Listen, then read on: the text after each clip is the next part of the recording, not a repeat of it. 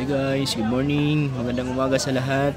So, dito naman ako sa sa Hulu. Magta-travel tayo ngayon papuntang Bungaw. Dito ako sa Hulu papunta tong Bungaw via Siasi sa Everqueen. Everqueen yung it's 8:30 ng morning. Welcome back to the channel. So, ito yung itsura ng Bungaw Port. So, yun guys, bago lang dumating yung mga Prince Majesty. Nandito yung mga iba't ibang barko, meron ding Montenegro. So yan, busy pa sa pagkakarga ng mga gamit yung mga tao. Yung schedule pala dito ng guys, yung barko papuntang Siasi, papuntang Bungaw, kasi nga wala kasing Hulu to Bungaw na ibang magta-travel kundi ito lang yung Everqueen. So yung schedule nito, Everqueen is Thursday. Every Thursday guys, ng umaga, mga 8:30 dapat dito ka na sa port. So 8:30 dito ka na, or 9, kasi 10 aalis ito, or 9:30 or 10, mga exact 10 aalis to, kasi dadaan pa to siya ng Siasi. So darating to ng Siasi mga 1 PM, tapos tatambay doon, and then gabi mga 6 ng gabi aalis papunta na ng Bungaw, din mga 5 or 5:30 darating ka ng Bungaw. So mahaba-haba to na experience na travel guys. Pero yung mga previous vlog natin, meron na akong mga vlog na Hulu to Bungaw, direct na siya guys, magpuso yung bangka na malaki. So 1,000 yung pamasahe. Ito mas mura yung pamasahe dito sa barko. Ano lang to, parang mga 800 plus yata.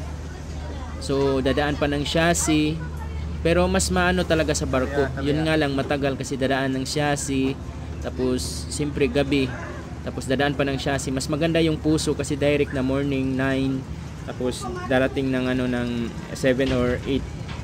So yun na nga, parang mahirap din pag maalon. So ito naman is barko. Try ko lang din i-share sa inyo sa mga hindi pa nakaranas magbarko papuntang Bungaw. So ito yung barko na papuntang Bungaw. Pa nga to, pa Siasi pa Sitangkay. Didiretso yata to ng Sitangkay, I don't know. So yan na guys.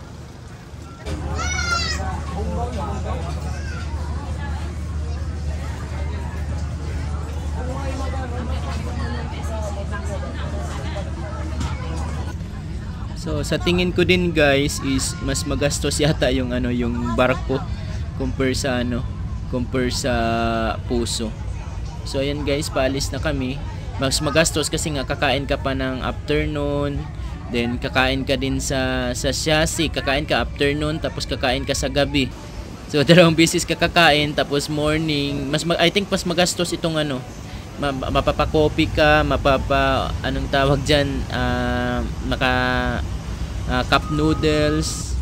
So ayan guys, alis na kami. So mas magastos para sa akin yung yung magbarko. So yan guys, dito na kami sa gilid ng na-cut ko na lang, gilid ng Siasi to, sa harapan ng Siasi, Pandami Island yata. So ayan, yan yung Siasi guys. Kinat ko na lang siya kasi mahaba yung videos niya, tapos parang hirap mag-videos. So Siasi Island, actually malapit lang yung Siasi Island, 3 oras kung magpuso ka guys. Yung pamasahe is 380.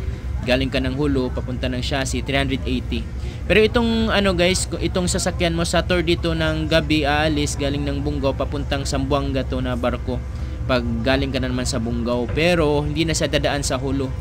Yung dadaan lang siya sa Hulu pag galing siya ng Zamboanga papuntang Bungaw. So ayan guys, yan yung Siasi. Yun ang sinasabi ko guys na sakaya ng mga papuntang Bungaw. Puso yung tawag, puso boat, malaking bangka. So parang medyo delikado lang talaga siya pag medyo mahangin kasi nga maliit siya. Yun, maraming hindi naman maraming may mga nalulunod nga yung mga ganun, pero na safe naman sila. So ayan yung Siasi guys. Daraan ka kami diyan, stop over. It's 12:30 ng afternoon. Stop over kami diyan. Yung Siasi guys is magandang to guys. Marami akong vlog dito, magandang peaceful na bayan, at saka parang sa tingin ko progressive siya, kaso lang hindi, para sa akin lang, hindi organized pa yung yung sa cleanliness naman, malinis naman yung Siasi. Sana tuloy-tuloy yung pag-improve sa Siasi kasi magandang bayan to yung Siasi guys. Maraming lalo na doon sa Laminosa Island, White Island. Siguro pag pukusan to ng government ng mga projects is maganda dito. Tapos dyan sa guys, may hotel dito guys, may hotel sa town yung Siasi. May 2 hotel dito sa town. Yung previous na vlog ko, napakita ko sa inyo. So shout out pala dyan sa mga taga chassis. I know na meron ako mga subscriber dyan. So next time balik ako dyan sa chassis. Dadaan lang muna ako dito.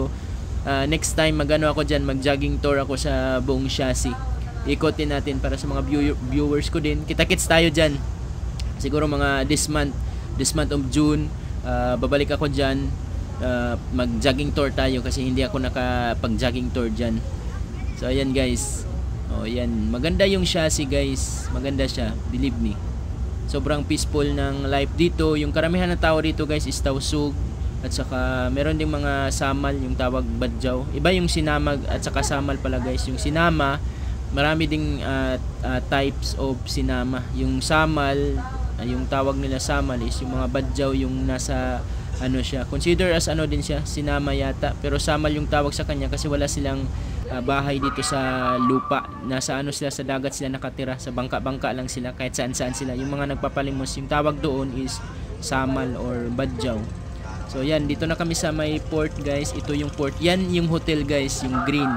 Yan yung hotel. At saka binago na nila yung ano, parang pinalakihan nila yung ano, yung port ng chassis. Maganda siya guys. So sana mag-improve pa yung ano chassis sa mga susunod na taon. I think maganda talaga yung chassis island guys kasi maraming pangkabuhayan dito yung mga tao. At saka very happy lang. Yung sa atin lang naman pinaka-importante talaga sa buhay natin na papaisip ako minsan is yung peace and security at saka yung happiness lang kahit sa simple na bagay. Kasi nga kung isipin mo yung maraming pera ka, busy ka na rin sa trabaho, sa work, ano-ano na ba, mga pangkabuhayan, wala ka ng time sa sarili mo. Itong mga taong ito dito sa mga island, very fresh yung ano nila, yung utak nila, yung iniisip lang nila pagkain. Pag-iisipin mo naman guys, sim na naman din tayo, mamatay tayong lahat, tapos na-spend mo pa yung oras mo sa kakatrabaho, kakastress. Whereas yung mga dito, meron silang pamilya, may anak, happy sila, nakapag-banding sila. Yun na nga lang, di mga bongga, pero yung happiness nandun talaga, hindi mababayaran yun. Yun ang naiisip ko sa ngayon. Parang gusto ko lang ng happiness sa life ko. Kahit hindi ka mayaman, sim lang naman. Yung mga mayaman, parang hirap ng life nila. Marami pang mga sakit. Dito, healthy living. Very fresh yung hangin. So yan guys, bababa muna ako guys. Dito na tayo, it's 1 PM ng afternoon. Kakain muna tayo. Marami akong mga vlog dito guys. So sa labas merong kainan dito. So i-walking tour ko muna kayo saglit. Paglalabas ka, ito yung makikita mo. Yan, may hotel dyan, may mga pagkain dyan. Tapos kakain lang ako tapos balik sa barko. Pero alis yung barko dito guys, 6 ng hapon. So every Thursday yung travel niya, galing siya ng Zamboanga, daraan sa Siasi. Dapat sa Hulo, nandun ka na mga 9 or 9:30. Tapos dadaan dito sa 10 alis dun sa Hulo, then dadaan dito sa Siasi. Then mag-lunch ka dito sa Siasi, tambay-tambay. Pwede ka pang mag-vlog dito sa mga vloggers na pupunta ng Bungaw. Mas maganda yung sakyan nyo is yung barko na lang na papuntang Bungaw, para hindi yung Tricia Kirsten kasi nga hindi yung dadaan ng Hulo. Itong Everqueen yung sakyan yung Magnolia kasi dadaan. So ayan guys, yan yung hotel na sinasabi ko. So enjoy nyo na lang yung videos guys. Just a share lang, small maliit lang to na footage sa sa pagbablog ko. At least meron tayong mga updates dyan. So babalik na naman ako sa mga pagbablog kahit nagja-jogging tour ako. Meron pa rin akong mga travel itinerary para sa mga hindi pa nakapunta dito. Meron kayong mga idea. At saka guys, marami na akong mga travel guide sa channel ko. I-visit nyo yung mga videos sa channel ko, marami. I hope na makatulong sa inyo. And of course, makatulong talaga sa inyo kasi nga mga uncut halos yung mga yung videos ko sa mga lugar. Lalo na pag mga itinerary, mga travel itinerary, marami kayong makukuha ng mga ideya kung anong meron sa isang lugar. So ayan guys, dito ako sa may park. Hahanap muna ako ng mga pagkain. So ayan, maraming nagtitinda dito. Every hapon dito guys, Monday to Friday, sobrang dami ng tao pag alas 4 na. Kasi maraming magbibili. Parang ng mga pagkain. Maraming nagtitinda dito guys. Ito ngayon kasi 1 pa, wala pa masyado. Pero mamaya to, mga 3 or 4 hanggang alas 5 ng hapon, ang daming magtitinda. So yan guys, kakain muna tayo dito. Expected kung ano yung mga ulam dito. Mura lang yung mga ulam din dito.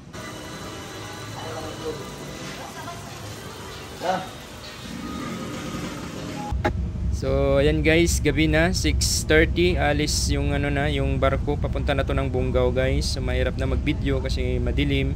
Pwede ka rin bumili ng mga pagkain, kakakap noodles ko lang. So ayan, yun yung nga sinasabi ko, magasto talaga dito. So ayan guys, it's early in the morning. Pwede ka mag-coffee dito, cup noodles. Mas magasto sa tingin ko yung ano, magbarko. So ayan, Bungaw na guys. Ito yung ano, yung landmark ng Bungaw. Yan yung hotel ng Bungaw. Yan yung mga lansa, yung mga barko. So ito yung port ng Bungaw. So nakakamiss guys. Sobrang sarap na mag-travel guys sa mga isla-isla. Parang mafe-feel mo yung life. Especially pag vlogger ka or ano ba yung ano mo sa buhay. Once makakita ka ng mga ganitong mga tanawin, parang nakakatuwa guys. So ayan guys, miss ko yung Bungaw, miss ko yung Sulu, Zamboanga, Basilan, kahit saang lugar guys, basta mahilig ka sa pagta-travel. I know na ano tayo, maikli lang yung buhay natin, kaya travel tayo guys para at least ma-enjoy. So ayan, dadaong na yung barko namin guys.